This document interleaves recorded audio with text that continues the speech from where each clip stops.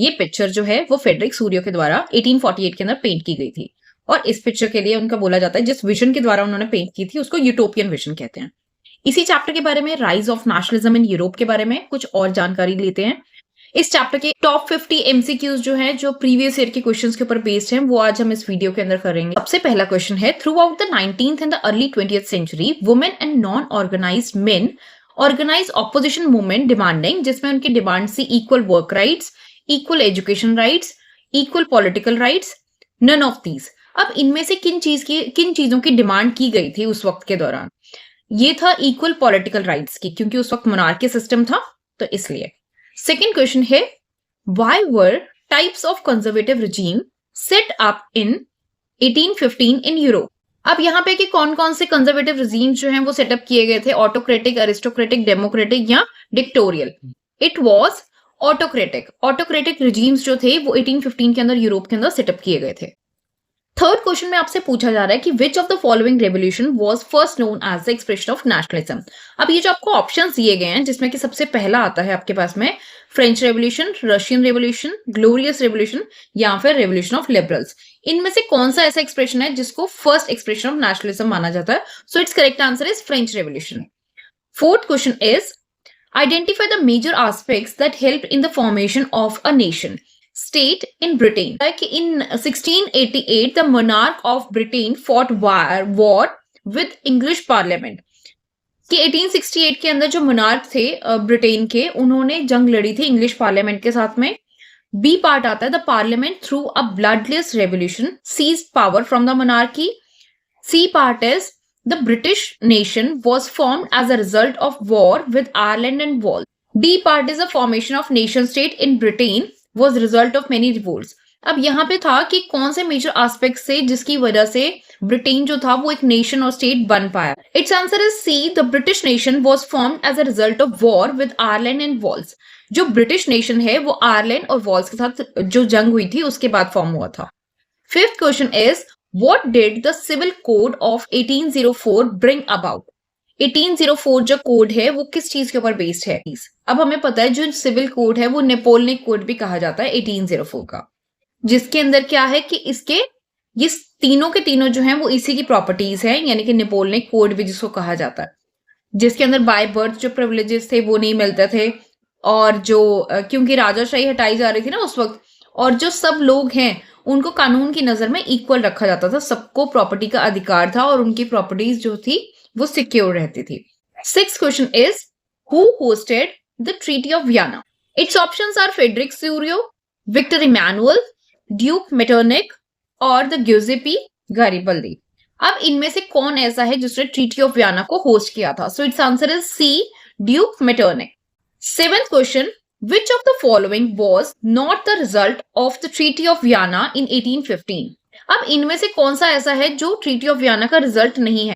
Correct answer है कि Russia was given German confederation of 39 states. अब इनमें से जो ट्रीटी ऑफ वियना के अंदर बातें नहीं इंक्लूड हो रही हैं वो कौन सी हैं? कि जो रशिया है, क्योंकि रशिया के साथ कोई लिंक नहीं है ट्रीटी ऑफ वियना का, तो Russia was given the German confederation of 39 states. This was not the result of treaty of Vienna. बाकी तीनों जो हैं वो ट्रीटी ऑफ वियना के रिजल्ट से, जिसमें किंगडम ऑफ नीदरलैंड था जो कि नॉर्थ के अंदर बनाया गया था, ऑस्ट्रिया को नॉर्दर्न इटली के ऊपर कंट्रोल करने के लिए दिया गया था, पर्जिया को इंपॉर्टेंट न्यू टेरिटरीज जो थी वेस्टर्न फ्रंट्स पे वो दी गई थी, तो Russia is not the part of this treaty of Vienna. Eighth question is, what did the customs union और Zollverein do? It's options are, they abolished tricks or they abolished taxes, tariffs, barriers and reduce the number of currencies. And C is the abolish tariff charges and reduce the currencies to 5, or D only abolish the tariff barriers. They abolish tariff barriers and reduce the number of currencies from over 30 to 2. जो tariff barriers थे उसको वो कम करते थे और जो number of currencies थी उसको भी वो 30 से 2 पर करते थे। Ninth question is, why did the delegates drop the Treaty of Vienna of 1815? अब ऐसा क्यों किया गया? तो ट्रीटी ऑफ वियना क्यों साइन हुई थी? इसके अंदर जो आपको ऑप्शंस दिए गए उनमें से आपको करेक्ट चूज करना है कि उनका ऑब्जेक्टिव था कि वो चेंजेस कर पाए यूरोप के अंदर नेपोलियनिक वॉर्स के बाद में, या वो रिसोर्सेज को प्रॉपर्ली डिस्ट्रीब्यूट करना चाहते थे, या फिर with the object of undoing most of the changes that come in the Europe during the Napoleonic Wars या नेपोलियनिक वॉर्स के वक्त में जो जो चेंजेस हुए थे उन सबको वो हटाना चाहते थे। क्या था ट्रीटी ऑफ वियना का reason? Its correct answer is C, कि इसके अंदर जो ज्यादातर चेंजेस हुए थे यूरोप के अंदर नेपोलियनिक वॉर्स के दौरान, उसको वो हटाना चाहते थे, उसको वो अनडू करना चाहते थे। 10th question is the term plebiscite means. जो प्लेबिसाइट टर्म है उसका क्या मतलब है? इन चारों ऑप्शंस में से आपको करेक्ट बताना है। जो प्लेबिसाइट टर्म है, that's correct option is B, a direct vote by which all persons of a region are asked to accept or reject a proposal। कि एक ऐसी मतलब डायरेक्ट वोटिंग करवाई जाती थी उस एरिया के लोगों के द्वारा, जिससे वो चाहें तो प्रपोजल को एक्सेप्ट कर सकते थे या फिर वो रिजेक्ट कर सकते थे। उस टर्म को हम प्लेबिसाइट बोलते हैं। Now the 11th question, who claim that true German culture was to be discovered among the common people? Das Volk. किसने कहा था ये? Grimm brothers, John Gottfried, Louis Philippe, Frederick William. जो दास वोक है वो किसके द्वारा बताया गया था? That was John Gottfried. John Gottfried जो है उन्होंने क्लेम किया था that German culture was to be discovered among the common people. 12th question is which of the artist painted the image of Germania? अब यहाँ पे आपको उस आर्टिस्ट का नाम बताना है। चारों ऑप्शंस में से कौन सा करेक्ट है? So it's correct option is Philip Veit. यहाँ पे कई बार बच्चे फेडरिक सूरियो के साथ कंफ्यूज हो जाते हैं कि आर्टिस्ट जिसने पेंटिंग वाला आर्टिस्ट जो है, इस चैप्टर में ज्यादातर नाम जो है फेडरिक सूरियो को लिया गया है, बट यहाँ पे आपको इमेज ऑफ जर्मेनिया पूछा गया है, तो उसके लिए आपको ध्यान रखना है, that is Philip Veit. 13th question is women were admitted in the Frankfurt parliament convened in the church of Saint Paul but only as opposition, waitress, guards या ऑब्जर्व्स। अब यहाँ पे जो वुमेन्स हैं वो फ्रैंकफर्ट पार्लियामेंट में तो जाने दिया उनको, बट किस तरीके से वो गई थी वहां पर? They reach there as a observer. Observer के तौर पे वो वुमेन जो थी उनको फ्रैंकफर्ट पार्लियामेंट में जाने दिया गया था। 14th question is what emphasise the notion of a united community enjoying equal rights under a constitution? अब ये जो आपको चार ऑप्शंस दिए गए हैं, इनमें से आपको बताना है ला पैट्रे और ला सिटियों, यानी कि फादरलैंड और सिटीजन के लिए, फ्रेंच पीपल के लिए, फ्रेंच फ्लैग के लिए, idea of one nation state. क्या आइडिया था वो, किस चीज की वजह से उनको फादरलैंड और जो सिटीजन के लिए बोला गया था ला पैट्रे और la citoyen? 15th question, the spread of the ideas of romantic nationalism in the dash together with the disintegration of the Ottoman empire made this region very explosive. किस region की बात की जा रही है यहाँ पे? आपको इन चारों ऑप्शंस के अंदर से बताना है। So it's correct option is B, Balkans. 16th question is when France sneezes, Metternich once remarked the rest of the Europe catches cold. What did Duke Metternich mean by the statement? अब यहाँ पे Duke Metternich जो है वो क्या बताना चाह रहे थे इस स्टेटमेंट के द्वारा? सो यहाँ पे आपको चार ऑप्शंस दिए गए, इनमें से आपको करेक्ट बताना है कि वो क्या कहना चाह रहे थे। इसका आंसर है D part, France nationalist movement inspired other Nations. यानी कि जब फ्रांस में कुछ भी होता था, फ्रांस की जो डायनेस्टी थी वो बाकी नेशंस के ऊपर भी उसका बहुत इंपैक्ट पड़ता था, तो इसीलिए जब फ्रांस के अंदर नेशनलिस्ट मूवमेंट चली तो बाकी देशों के ऊपर भी इसका असर। 17th, Ernst Renan believed that the existence of nations is a necessity because it ensures protection to all inhabitants, it ensures liberty to all inhabitant citizens, it ensures parliamentary form of government to its inhabitants, and D, it ensures jobs and good health to all its inhabitants। यहाँ पे आपको इसका correct answer बताना है कि Ernst रेनन जो है वो एग्जिस्टेंस ऑफ नेशंस के लिए क्या जरूरी बिलीव करते थे और क्यों। That they ensure the liberty to all the inhabitant citizens, यानी कि उस देश में रहने वाले सब लोगों को आजादी होनी चाहिए, फ्रीडम होनी चाहिए। दिस वाज द बिलीफ कि किसी भी नेशन के होने पे ये सबसे जरूरी चीज है कि उसके देश के सिटीजंस को आजादी हो। 18th क्वेश्चन के अंदर आपको इनको क्रोनोलॉजिकल ऑर्डर के अंदर जो आपको दिया गया treaty of Vienna, Napoleonic Wars, इनको आपने क्रोनोलॉजिकल ऑर्डर के अंदर सेट करना है कि पहले कौन सा था एंड सो ऑन, उसके बाद क्या क्या हुआ। सो बच्चे इसका करेक्ट ऑप्शन क्या है? जैसे कि हम देख सकते हैं कि ये जो सारी चीजें एक सीक्वेंस में ही लिखी गई हैं। सबसे पहले नेपोलियनिक वॉर्स हुई थी, उसके बाद treaty of Vienna, then great struggle for independence and then slave nationalism of Ottoman empire. तो इसीलिए इसका करेक्ट ऑप्शन क्या हो गया आपका? बी पार्ट, जिसके अंदर फर्स्ट, सेकंड, थर्ड, फोर्थ आपको दिया गया। This was it's order. 19th question के अंदर आपको करेक्ट सीक्वेंस चूज करनी है, जिसमें आपको unification of Italy, Greek struggle for independence, Vienna peace settlement, Napoleonic invade Italy, इस चीज के बारे में दिया गया कौन C correct sequence.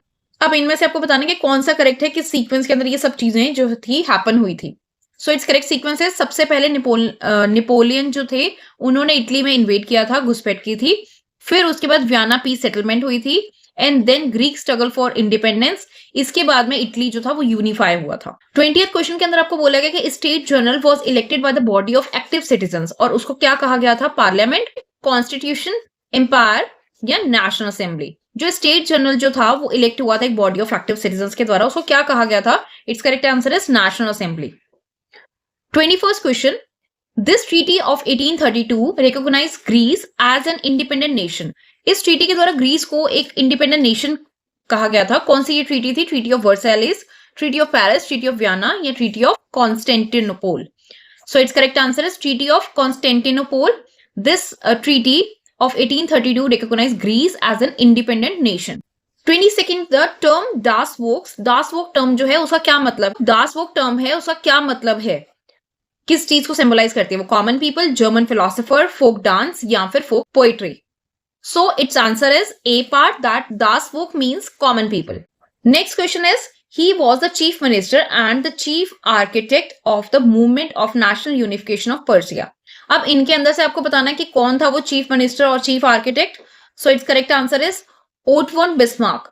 Auto von Bismarck जो थे वो थे चीफ मिनिस्टर और chief architect for the national unification of Persia. 24th, he had sought to put together a coherent program for a unitary Italian republic. अब इसमें आपको बताना है कि इन चारों में से कौन सा ऑप्शन है। So it's correct is Giuseppe Mazzini. He had sought to put together a coherent program for a unitary Italian republic.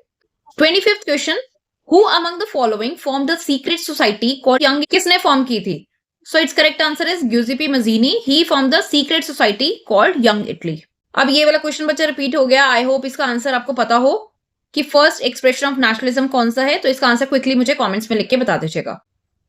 27th question is the civil code of 1804। उसको और क्या कहा जाता है? Code of conduct, Napoleon code, Das Volk या treaty of Versailles? As we all know कि civil code of 1804 को Napoleon code भी कहा जाता है। 28, unification of Italy took place between. Unification of Italy जो था वो किस ईयर के अंदर हुआ था? यूनिफिकेशन ऑफ इटली जो था वो 1859 से 1870 के बीच में हुआ था। अब जर्मन की यूनिफिकेशन के बारे में आपको बताना कि जर्मन की यूनिफिकेशन कब हुई थी। जर्मन की यूनिफिकेशन जो है वो 1866 से 1871 ईयर के अंदर हुई थी। आपको ये दोनों का बेटा ध्यान रखना है कि कौन कौन से ईयर्स के अंदर कौन सा आता है। कई बार बच्चे ईयर्स में कंफ्यूज हो जाते हैं। और ऐसे ही कुछ और क्वेश्चंस की प्रैक्टिस करने के लिए इस वीडियो के अंदर तो हम 50 MCQs कर रहे हैं, बट कुछ और मतलब अपनी और प्रिपरेशन को अच्छा करने के लिए you need some sample papers, और उसके लिए I will recommend you to buy this book, जिसके अंदर आपके ऑल सब्जेक्ट्स के सैम्पल पेपर कवर अप हो जाते हैं। और इस 36 सैम्पल पेपर की बुक से आप अपने सब सब्जेक्ट्स की, कुछ सॉल्व हैं इसके अंदर और कुछ अनसॉल्व हैं, अपनी एग्जाम की प्रिपरेशन को और अच्छा कर सकते हो। इस वीडियो के अंदर भी जो क्वेश्चन है वो मैंने इसी सेम कंपनी की दूसरी बुक्स में से लिए गए हैं, जिसके अंदर के आपके 10 ईयर आते हैं, और इसके अंदर आपकी दूसरी बुक आती है आपकी सैम्पल पेपर्स की, प्रैक्टिस पेपर्स की, जिनके थ्रू आपके एग्जाम प्रिपरेशन जो है वो करनी और आसान हो जाती है। और वीडियो तो आप देख ही रहे हो, तो जल्दी से वीडियो को लाइक और चैनल को सब्सक्राइब कर दीजिए। 30th क्वेश्चन है, what did the idea of la citoyen signify in the French revolution? So the motherland, the fatherland, the citizens और द कम्युनिटी, किस चीज को सिग्निफाई करता था? हमने एक पहले भी क्वेश्चन के अंदर पढ़ा था कि ला सिटीजन का मतलब क्या होता है? Citizen. So it's correct answer is the citizens. C part, the citizens. 31st question, he was proclaimed king of united Italy in 1861। अब यहाँ पे किसको बनाया गया था यूनाइटेड इटली का king? So it's correct answer is Victor Emmanuel two. जो Victor Emmanuel two थे उनको यूनाइटेड इटली का किंग बनाया गया था 1861 के अंदर। नेक्स्ट क्वेश्चन है, the olive branch around the sword signifies. जो ऑलिव ब्रांच है वो स्वॉर्ड के आसपास किस चीज को सिग्निफाई करती है? It signifies the willingness to make peace. ये शांति बनाए रखने के लिए उस चीज को सिग्निफाई करती है। नेक्स्ट है, which among the following best signifies the idea of liberal nationalism of 19th century Europe? इनमें से कौन सा ऐसा है जो सबसे बेस्ट सिग्निफाई करता है? So that is freedom of individual and equality before law. लोग आजादी चाहते थे मोनार्की सिस्टम से, और ये चाहते थे कि उनको कानून की नजर में इक्वल ट्रीटमेंट मिले। अब कौन सी कंट्रीज जो है वो क्रेडल ऑफ सिविलाइजेशन के अंदर कंसिडर की जाती हैं? इन चारों में से आपको ये बताना है। It is Greece. Greece is considered as the cradle of civilisation. Germany की यूनिफिकेशन किस प्रकार हुई थी? मिलिट्री एक्शन से, रेवोल्यूशनरी अपसर्ट से, पीजेंट अपराइजिंग से या लिबरल रेवोल्यूशन से?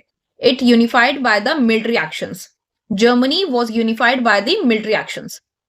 In which century nationalism emerged in Europe? किस सेंचुरी के अंदर इमर्ज हुआ था? 16th, 20th, 19th या 17th? Nationalism emerged in Europe as we all know in the 19th century. Next है, in which part of Great Britain exist a sharp divide between the Catholics and the Protestants. Great Britain के कौन से हिस्से के अंदर हुआ था ये कैथोलिक्स और प्रोटेस्टेंट्स के बीच में बहुत बड़ा एक डिवाइड, उनके बीच में separation? That was in Ireland. Ireland के अंदर कैथोलिक्स और प्रोटेस्टेंट्स के बीच में एक शार्प डिवाइड आया था. Who were junkers? जंकर्स कौन थे? Soldiers, large land owners, aristocrats या वीवर्स? कौन थे इन सब में से? जंकर से लार्ज लैंड ओनर्स, उनको कहा जाता था Junkers. Which of the following statement testify the beliefs of conservatives? इनमें से किसको बिलीव किया जाता था उस वक्त के दौरान? So it's correct answer is traditional institution of state and society should be preserved. Conservative believe करते थे कि जो ट्रेडिशनल इंस्टीट्यूशन है किसी भी स्टेट की और उनकी सोसाइटी, उसको प्रिजर्व करके रखना चाहिए. Who founded the revolutionary militia red shirt? Wilson, Tsar Alexander two, Garibaldi या मेटरनिक? किसने ये फॉर्म किया था red shirt, revolutionary militia red shirt? That was Garibaldi. Identify the following and choose the correct option. It was signed in 1707. It was between England and Scotland. It resulted the formation of United Kingdom of Britain. तो उसके accordingly आपको बताना है कि कौन सा correct option है ये इन चारों में से. ये तीनों चीजें जो है कि 1707 में साइन हुई थी, इंग्लैंड और स्कॉटलैंड के बीच में हुई थी, और इसी की वजह से यूनाइटेड किंगडम जो था वो ग्रेट ब्रिटेन फॉर्म हुआ था. तो कौन सा इसका correct option? It's correct option is act of union. Union से ही आपको समझ आना चाहिए कि यूनाइटेड बोला गया है, तो यूनियन का मतलब इकट्ठे किया गया. नेक्स्ट है, what does blind folded women carrying a pair of weighing scales symbolise? It symbolises equality, liberty, justice या हार्मनी? किस चीज को सिंबलाइज करती है वो? It symbolises justice. Next, the artisans, industrial workers and peasants revolted against which one of the following? Economic hardship, political instability, monarchy और revolutionary war. जो artist से, इंडस्ट्रियल वर्कर्स से, पीजेंट्स से, वो रेवोल्यूशनरी वॉर्स के खिलाफ जो थे वो रिवोल्ट कर रहे थे. नेक्स्ट है, who among the following was described as the most dangerous enemy of social order? जो बाय ड्यूक मेटरनिक के द्वारा किसको वो सोशल ऑर्डर का सबसे बड़ा एनिमी मानते थे? लुई फिलिप को, कैरल कार्पेंस्की को या गुजिपी मजीनी या none of these? So it's correct answer is Giuseppe Mazzini. Who among the following was proclaimed the first king of United Italy? अभी मैंने थोड़ी देर पहले भी बताया था, तो फटाफट जिसको आंसर पता है तो कमेंट्स में लिख दो किसको पता है. So its correct answer is yes, Victor Emmanuel. Zoulberian started 1834 in Persia refers to trade union, custom union, labour union या फार्मर्स यूनियन? जो जोल्बेरियन थे वो किस चीज को रेफर कर रहे थे? कस्टम यूनियन को. What do saints, angels, Christ symbolize in the utopian vision? किस चीज को सिंबलाइज कर रहे थे? यूटोपियन विजन जो पिक्चर ड्रॉ की थी किसने की थी? जो फ्रेंच आर्टिस्ट है फेडरिक सूरियो, उसके अंदर ये सब किस चीज को, यूटोपियन विजन जो है उसके अंदर सेंट्स, एंजल्स और क्राइस्ट किस चीज को सिंबलाइज कर रहे हैं? They were symbolise fraternity among the nations. Next है, which of the following is not the part of the Great Britain? जो ग्रेट ब्रिटेन बना यूनाइटेड किंगडम के अंदर, इन चारों में से कौन सा उसका पार्ट नहीं है? Poland is not the part of United Kingdom of Great Britain. A direct vote by which people of a region are asked to accept or reject a proposal. इससे थोड़ा टाइम पहले भी मैंने इस वर्ड के बारे में बताया था. कौन सा है वो? ला पेट्रे, लिबर्टी, जोल्बेरियन या plebiscite? So it's correct option is yes, plebiscite. The last question is, which of the following types of government was functioning in France before the revolution of 1789?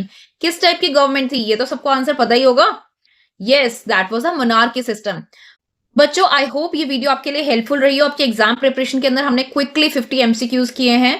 तो इसके लिए ऐसे और अच्छी अच्छी वीडियोस देखने के लिए चैनल को सब्सक्राइब करो. वीडियो अच्छी लगे तो लाइक करो और अपने फ्रेंड्स के साथ भी जरूर शेयर करो. And do follow me on Instagram, Facebook and Telegram. Thank you. Keep watching, keep learning with CS Tutorial.